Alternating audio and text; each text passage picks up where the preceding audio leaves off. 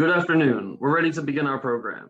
Please welcome weather anchor from morning show Get Up DC on WUSA 9, Chester Lampkin. Thank you, everyone. Thank you for joining us here this afternoon, this beautiful midday. I'm really excited to be here, and it's going to be a great 45 minutes to an hour learning a little bit about some heart health tips and getting you set here on a beautiful day here in the DC area. Welcome to our third conversation in this incredible American Heart Association Healthy for Good series. This is presented by Kaiser Permanente. It's called Move, Listen, and Learn. And today we'll be walking and talking about the mind-heart-body connection. As you can see, I'm out here walking and talking myself as well. We're going to practice our mindfulness. Just real quick, heart health is incredibly important, obviously, to everybody.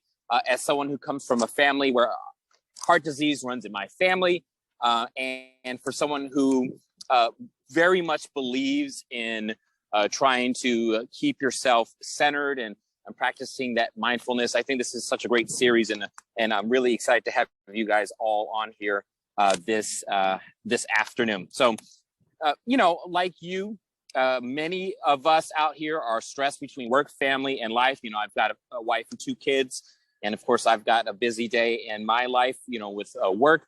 And so you all understand how tough it can be. At the American Heart Association, we know that stress can increase poor health behaviors and may increase poor health behaviors and increases the likelihood of a heart attack or stroke. So what can we do about it? That's why you're here, right? Well, we're talking about strategies for managing stress.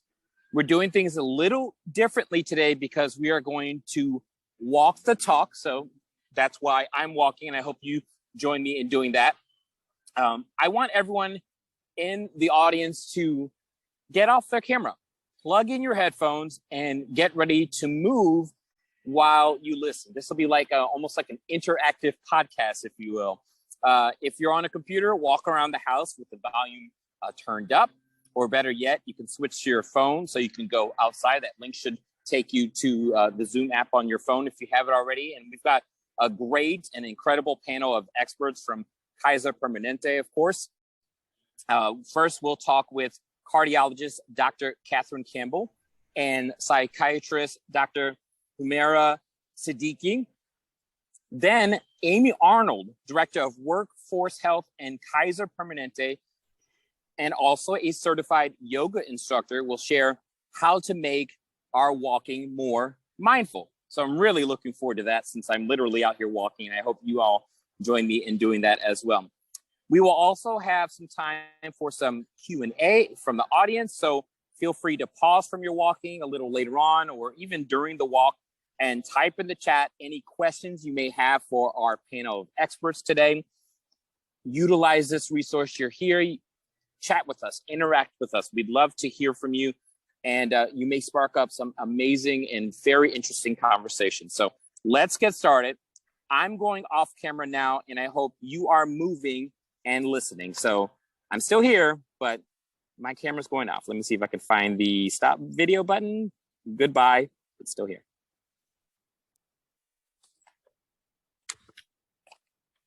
Okay.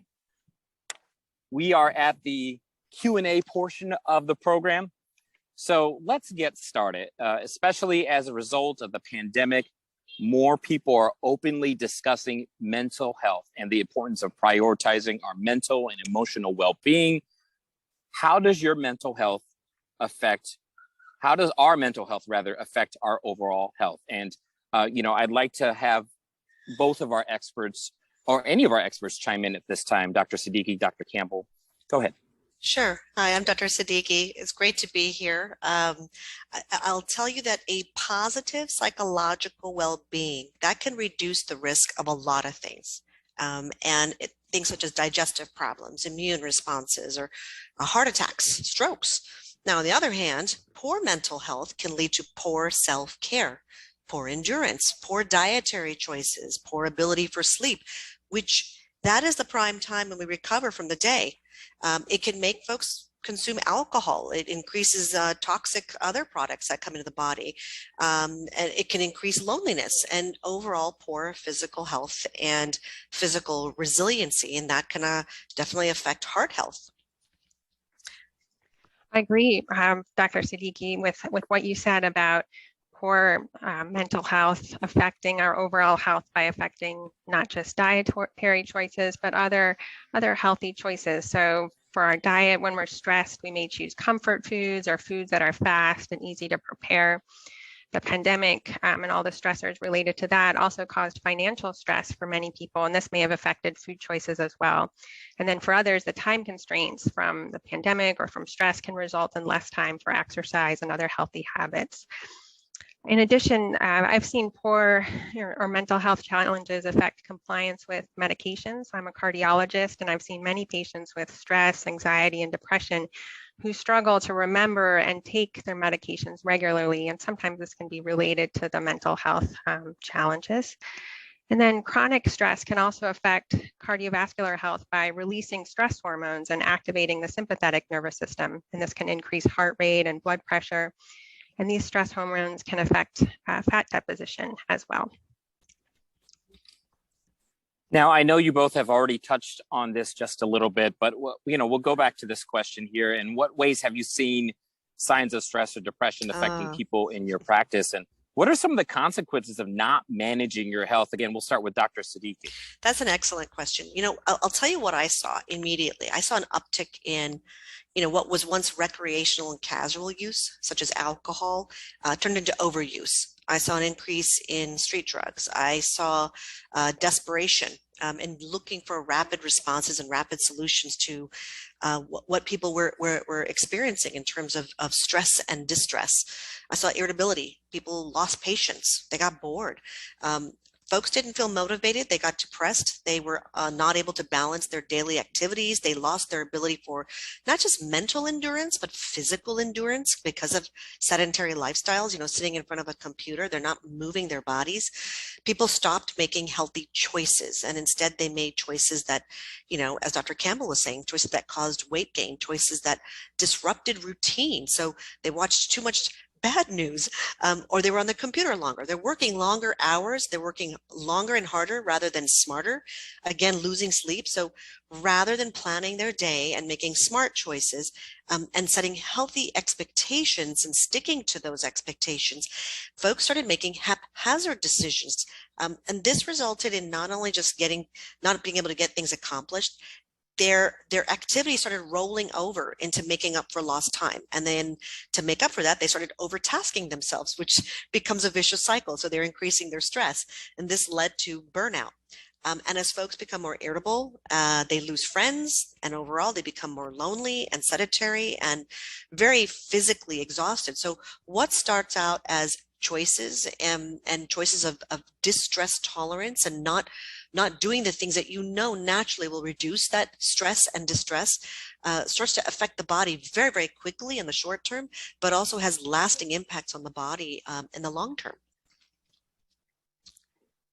I agree with you, Dr. Siddiqi. I saw many of those changes as well, with many more patients coming in with substance use issues, irritability, stress. And then as a cardiologist, I also saw the stress and the anxiety causing both blood pressure concerns as well as more complaints of palpitations. So a lot of my patients with stress and anxiety have high blood pressure, and high blood pressure or hypertension can be a silent killer because you may not have symptoms, may not realize that your blood pressure is high. So normal blood pressure is really less than 120/80, and this is optimal. And if your blood pressure is higher than that, your physician may recommend that you work on lifestyle changes and possibly start medication. But with the stress and anxiety, many more patients were coming in with blood pressure concerns. I've also seen more patients who have palpitations, elevated heart rates related to stress and anxiety. Sometimes there's an underlying heart issue causing the symptoms, but many times the symptoms are really just due to the stress and the mental health challenges that they're facing. Mm-hmm. Mm-hmm. We are a stressed out society, it sounds like, from what you both are telling me. Yes, we are. And, I think we feel it. Everybody feels it, probably, who's participating here. We went through something that it was incredibly extraordinary and tragic in the form of the pandemic and many events going on in the world, even through this day. I mean, this pandemic is not over. So, how do we manage? Like, what's the advice you all offer to patients in struggling to manage stress, these mental health challenges, and the physical manifestations of that too? If I may go back to you, Dr. Campbell. I often talk to my patients about the link between mental health and cardiovascular health. It's important for them to focus on their mental health, and this will affect their cardiovascular health as well for all the reasons that we mentioned. I encourage them to find support amongst their friends, family, or community. And I also give other behavioral health resources and contacts so that they can seek professional care as well. Some of the tips I have for helping with mental health, in addition to seeking support from their friends or from professionals, are, to try to focus on themselves and provide self-care. I always encourage, as a cardiologist, to get regular exercise. Going for a walk, even for a short one, can be a great stress reliever. And when you're walking, it can be easy to get caught up in your own worries and thoughts. But try to pay attention to your surroundings when you're walking, whether it's the spring flowers, the birds chirping, or even just the sounds of your own feet. So this can be a great way to relax and refocus and help. Mm-hmm. I have to agree, Dr. Campbell. There's kind of a joke that I'll share with patients when I always say, how many psychiatrists does it take to change a light bulb? And the answer is only one, but the light bulb has to want to change.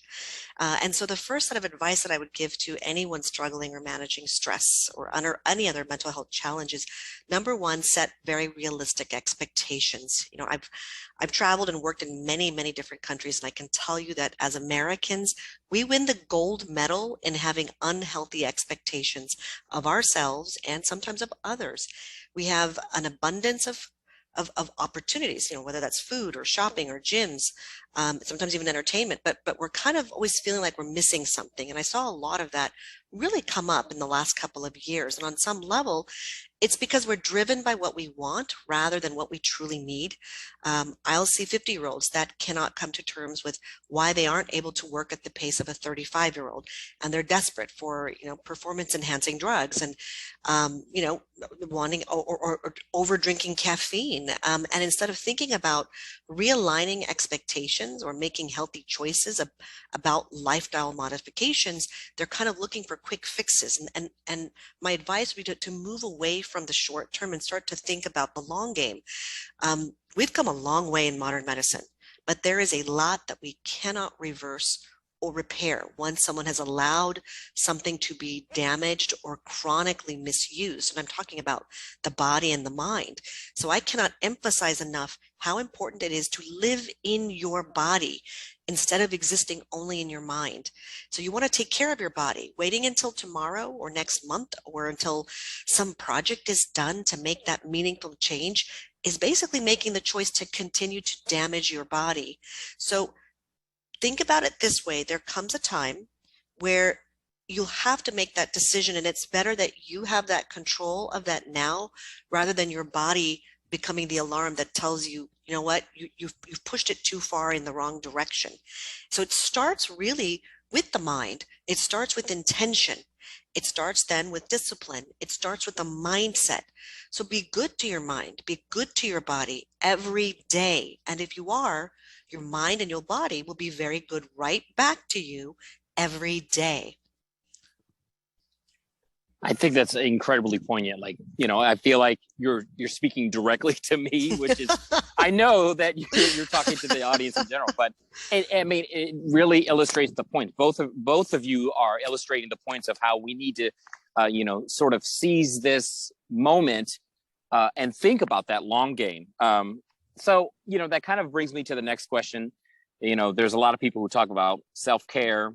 I see that all the time on social media, and I almost to the point where it's kind of cliche, but I mean, what are some of the good ways we can practice self-care for our mental health? And, what are the health benefits of these practices? Dr. Campbell, Oh, you want to go? Oh, okay, yeah, I I'll would go say, first. Sure. Dr. Siddiqui, if you don't mind going. Sorry, my apologies. I'll join in. So I'll say self-care starts with this. It doesn't mean to avoid discomfort or avoid things that are difficult to do. Actually, what I'm going to say is this: do what kindergartners do. If you want to think about self-care, kindergartners do it amazingly well. It starts with routines. Wake up at the same time daily. You'll find that your sleep's going to regulate. Plan your meal times. Avoid ingesting things that are toxic. Avoid, for example, alcohol. That's a carcinogen, just like a good cigar. But if you're going to go ahead and be, recreational about things, please consume with care and know that what you're doing, what's benign, what's not. Know that things have a cumulative effect. Just like a kindergartner, use your body. The body is responsive. The body learns. If you don't use it, it forgets how to be used, and you end up with aches and pains. You end up with loss of endurance. Do what kindergartners do. Get a hobby. Just one. You just need one hobby. Do something that you know you're going to learn, something that you know you're going to enjoy over time. Recognize you're not going to do it great the first time you do it. And it's something that you get better at. Do something that you're not paid to do. The sense of self-esteem from a hobby is immensely rewarding. It actually has a much more longer effect than the things that you get from your work, the things that you get from employers. It's nice to get a great evaluation, but really the self-esteem should really be coming from something you do for yourself. And then the other thing is mindfulness. And I have to clarify this. Mindfulness is not meditation. Meditation takes years to get right, and it actually can kind of be stressful if you don't know how to do it. Mindfulness, on the other hand, that is really, really easy. And in fact, it's so easy, it's so obvious, we dismiss it and we don't realize how powerful it is. And basically what mindfulness is exactly what all of us are doing right now: getting up, walking out, being present in the moment, and anchoring yourself in the here and the now, not in the future where you get anxious, not in the past where you get depressed, but right here and now in the present, and that becomes your gift. Dr. Siddiqui, I like what you said about doing something you enjoy, finding things that you enjoy. I think that's really important. And when I talk to patients about their healthy habits, specifically exercise, they often ask me like, what's the best type of exercise for me to do? And I usually say that the best type of exercise is something that you enjoy and that you'll be able to stick with and keep doing. So doing the regular exercise, choosing healthy eating habits, and then also, as you said, getting enough sleep is really important as well. Sleep can affect your blood pressure and your overall cardiovascular health. We talked about people that are struggling to meet deadlines and always trying to push the boundaries in terms of working so hard, but it's important to get enough sleep so that we're taking care of each other or taking care of ourselves. I also have many patients who are caregivers, who are moms and dads, or caregivers for older family members, and they say, well, how can I take care of myself? I'm spending so much time taking care of other people. And so I remind them that it can be easy to focus on everyone else that you're caring for and forget about your own self-care. But I remind patients to take care of themselves. It's hard to take care of others if we're not healthy and caring for ourselves as well. Okay, so we are almost to the end of this section. So I'll see if we can get a quick answer on our next question here in the Q&A section. What are some ways we can get support if someone feels they need some outside help? I know you all mentioned some of this earlier, but if you don't mind, if there are any apps or websites or who do we reach out to, in our life, our families, our doctors, who do we talk to? Sure. So talking to a friend, a family member, teacher, or other trusted individual is often helpful. There's digital self-help and emotional coaching tools as well, such as the Ginger app, Calm, and My Strength. And for Kaiser members, many of these are covered with their Kaiser membership. And then, of course, asking for your doctor or for a professional for help. Dr. Siddiqui, do you have anything to add? And if I may throw in a question at you while we're wrapping this up, Go. what is normal, by the way? Like, that's a what great is question. normal? So I'm going to actually separate this out and kind of give my quick spiel. People kind of think of the word anxiety and depression, and they see that as a disease. It's actually not. Anxiety and depression are stress responses. When you have to study for an exam, you get anxious, right? We call that eustress. That's the good kind of stress that says, I got to buckle down, I got to memorize things, I got to practice, versus distress. That's the paralytic kind of stress. That's kind of an indicator that you're overwhelmed. And even depression is incredibly adaptive. In fact, we wouldn't be around as a species if we didn't have anxiety and depression. So when bears do it, we call it hibernation.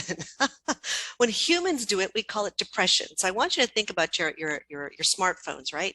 When you're overextending your smartphones, the battery starts to deplete, it goes into low power mode. That's actually what depression is. It's a stress response. It's a cocooning from a painful stimulus. It's your body saying time to go into recovery mode, whether you like it or not. So you might get low mood, low energy, just kind of low cognitive mental functioning. And so in the short term, that's normal. It doesn't feel good, but neither does, bumping your toe up against some object. It doesn't feel great, but it's designed to kind of help you self-set boundaries, make you recognize what's toxic, what's healthy. And so you need those. Now, if it's protracted, meaning that you have been subjecting yourself or your environment is subjecting you to a chronic painful stimulus, that's when the brain does something amazing. It adapts and it says, I'm operating on emergency mode all the time, so I'm going to stay in this state. And that's when people start to feel anxious all the time. Or we just keep overextending ourselves and we stay depressed all the time. And the more we do that, the harder our stress responses will fight back. So normal means you're going to feel bad. Abnormal is when that stimulus isn't there and your body's conditioned into a state where you're still anxious or you're still depressed. That's not normal. And that's where you want to recondition it back to a balanced state. That's great. Thank you, Dr. Siddiqi and Dr. Campbell. We are going to head over to after all this great advice, I mean, there's still more, right? We got to check in with Amy for more ways that movement can help our flow and remind us on how to be more mindful. Amy, thanks for joining us. Thank you so much for having me, and what a great setup for what I'm about to share. Thank you so much, Chester, Dr. Siddiqi, and Dr. Campbell. Everything that you heard about the possibilities, right, of what mindfulness can do for you, we're going to actually attempt to put that in practice. And I will tell you that even though I'm a yoga instructor and even though I work in the area of workforce health, I, like everyone, struggle sometimes day to day and, with stress and feelings of, being anxious and maybe even indulging in the wrong choices and that sort of thing. And certainly over the last couple of years. And one of the ways that I have really found helps me, and you've heard a lot about this over the last 30 minutes, is mindfulness. And for me, specifically mindful walking, which is obviously movement. And it's just a slightly different way of looking at it. Similar to what Dr. Siddiqi was saying, mindfulness actually isn't hard. And it is one of those things, the more that you focus on being present, the easier it is. A little bit like building that muscle if you go into the gym. The more that you focus on being present, the easier it is, right? And we are constantly getting so much data coming in at us all the time that sometimes it's harder to be present. I find that when I go outside, it changes everything for me. It makes it much easier for me to be present and mindful. So if you will, we're just going to spend a couple of minutes and I'm going to walk you through some considerations. So if you happen to be walking right now, which is excellent if you are, Chester, you're probably still walking. And if you're not and you feel like you'd like to do that, I'd like to invite you to go ahead and do that. And I'm just going to offer a couple of thoughts as you are moving. And if you're unable to walk right now, just think about this as something that maybe you can apply later, or just sit and consider. So one of the things that I like to do before I start walking, and by the way, I walk every morning for 2 miles and then every evening for probably about 1 mile. And I just call this kind of bookending my day, so that I can get grounded and focused and start in this really positive space and positive mindset in the morning, and kind of wrap up my workday that way as well. And so what I like to do when I go outside is I like to just stand for a moment. I mean, it's literally a moment, and I just check in to see how I'm feeling. Sounds simple, but it's just connecting in, am I really tired? Do I even really feel like walking today? And then I just check in, no judgment. I'm just checking in to see how I feel. And then as I begin to walk, and there's different ways to do mindful walking, we're just going to do it sort of the simple way as you're learning to, think about mindfulness. I really try to tune in. So I invite you right now, if you're walking, to tune in to what's around you. So you may already do that. Perhaps it's what you're seeing. Perhaps it's something that you're hearing. Earlier on the call when we were preparing, Roxana had some birds in the background, which was really interesting. And so perhaps you're able to just tune in to whatever you're hearing, or maybe it's a lawnmower, maybe you hear kids in the background. So just tuning in to what you're really hearing around you.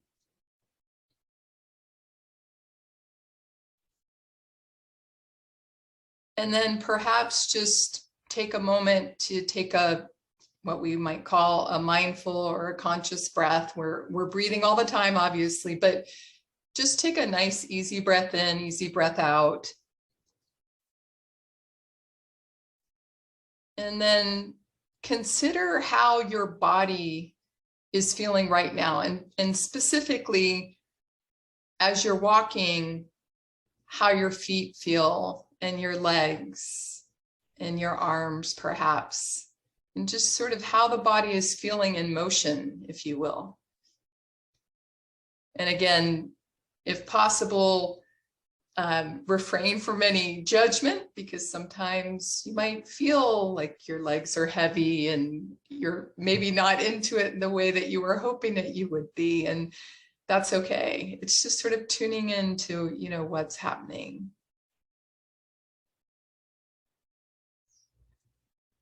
And then as you continue to walk, and one of the things that I love to do, and I did this morning, if you happen to see something that really draws you in, perhaps it's a beautiful flower, could be a dog or a person, something that just sort of draws you in, perhaps, just take a moment to acknowledge that and tune in.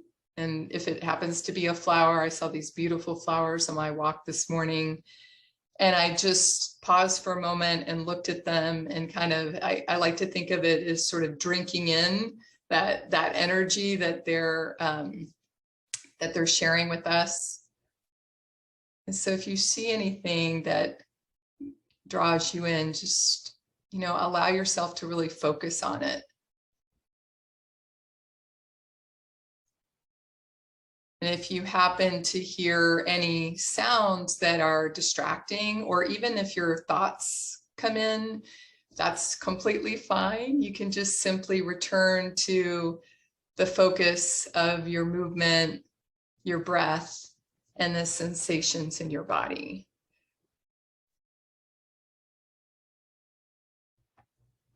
And so this is just a very quick primer on different ways to kind of tune in to your surroundings and your body so that you can feel more present as you're walking. There's lots of different ways that you can build on this over time. But I hope that it served you in some way. And so I'm going to turn it back over to Chester. I think we might be ready for the Q&A. Thank you so much. Yes, thank you so much, Amy Arnold, who has the tools, and she is sharing great information with you all here on this beautiful day. Hopefully you're outside right now, or even if you're in your apartment, home, condo, you are walking and just sort of getting immersed in the sounds. I just had a school bus drive by, so a little proof that I'm still walking outside. Thank you, Amy, for that. Dr. Campbell, Dr. Siddiqi, I don't know if you all have maybe a couple extra minutes to stick around as we get to a couple questions. I don't know what your schedules are like. We're going a little over on time. Is that okay? Sure, of course. I've got a couple minutes. Go ahead. Okay, yeah, let's get this wrapped up here in a few minutes, but like, we're not going to rush, right? We're going to get through this. So with that said, either of you, both of you, I should say, have had some just fantastic advice and, of course, expertise here. So, what are some of the ways to offer support if you're on the other side of this? You notice a family member or a friend or somebody close to you struggling. What can you do to help those people out? And Dr. Campbell, I'll start with you if that's okay. Sure. I just recommend that they listen, that they express the concern and support for their family member or friend, and encourage them to get the care that they need. They can start with some of the digital self-help tools that I mentioned earlier, or consider professional help as well if needed. I would agree. One of the first things that they teach us is to listen. And sometimes you don't want to always put your fix-it hat on, even though it can be distressing to watch a loved one suffer or to experience anxiety or experience depression or just stress in general. Try not to fix it. Try to help coach them to motivate themselves, help guide them to find their own solutions that work for them. And that's the first thing that can be there. And part of that support is so meaningful when it's someone that's a friend, someone that's a family member, a neighbor, but someone familiar.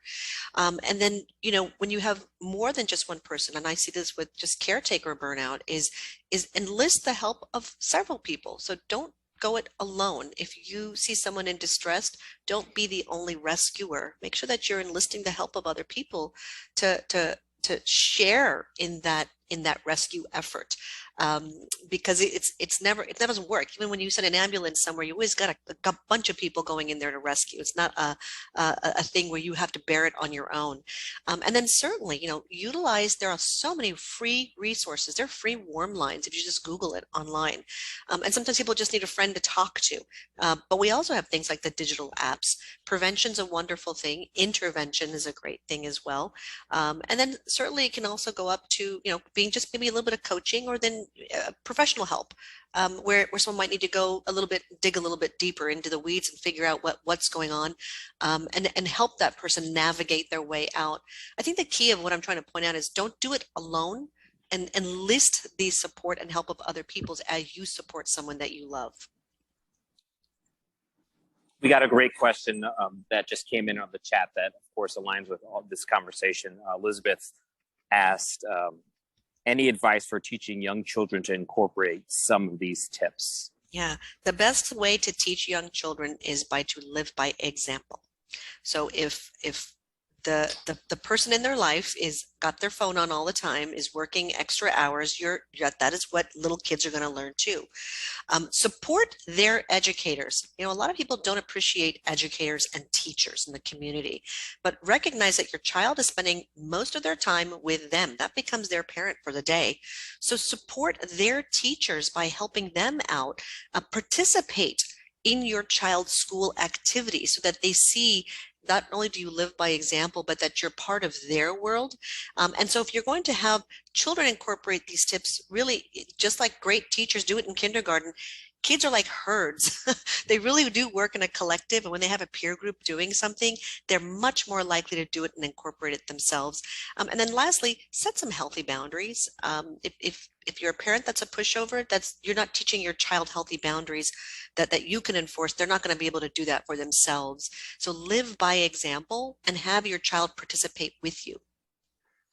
I like what Dr. Siddiqi said about living by example. I think that's a great piece of advice. So setting good examples when it comes to getting the regular exercise, having good, healthy routines, making sure that the kids are getting enough sleep as well. Okay, so as by the way, as a dad of a kindergartner, I'm very much listening to this section here, and cognizant of time, we're almost out. So I'm going to finish with this final question, and this is for all of our panelists. If I may start with you, Amy, and then we'll go to Dr. Campbell and wrap it up with Dr. Siddiqi. If you're short on time, you only have 5 minutes for some mental health self-care. What do you recommend?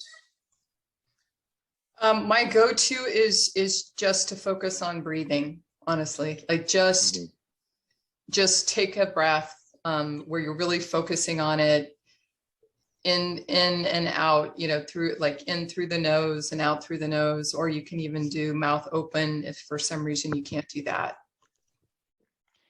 Amy, you took my answer. That's my go-to as well, if you only have a minute or two. I would say airway, breathing, circulation. That's what they always teach us, right? Airway, breathing, circulation. We forget to breathe. And when we're breathing throughout the day, we're breathing very shallow. Mm-hmm. And so you want to be very mindful and be aware of how much you're breathing. And please move your bodies. Get up, move around. Breathe deliberately when you're seated. And breathe deliberately when you're walking around. Get that lung to expand. A lot of what we do to activate that relaxation response in our body, which we're naturally wired with, gets triggered by the way we breathe. So start with breathing. Okay, so honestly, we could probably talk about this for another 6 hours, but our time has come to an end. Thank you all of you for participating. Dr. Catherine Campbell, cardiologist with Kaiser Permanente, Dr. Siddiqi, psychiatrist, Kaiser Permanente, and Amy, Amy Arnold, director, workforce health and certified yoga instructor, Kaiser Permanente. Thank you, all three of you, again, for joining us this beautiful afternoon. Hopefully, you guys, the meteorologist in me can't stop talking about the weather. I just can't help it. I'm taking my deep breaths outside. Thank you. We have reached the end of our time together. It feels like this could really be a beginning for all of us to be more aware of our stress and being mindful, or how to be mindful, and finding our center. I loved talking to you all, and I loved being a part of this. I'm going to take some of this advice to heart too. So I want to thank you to all the panelists once again. Kaiser Permanente, for your support of the American Heart Association Greater Washington region. These online talks have been incredibly useful. We've had hundreds of people join us over the last few weeks to hear about eating smarter, moving more, being well. I remember popping onto one of these talks not too long ago, a few weeks ago, and I just try to take away as much as I can from my busy life in the 5-10 minutes I was on. Real quick, watch your inbox for an email from the American Heart Association with links to all three talks so you can continue to share them with your family. This one. And do not forget to join the American Heart Association for the Greater Washington region. That's Saturday, November 5th.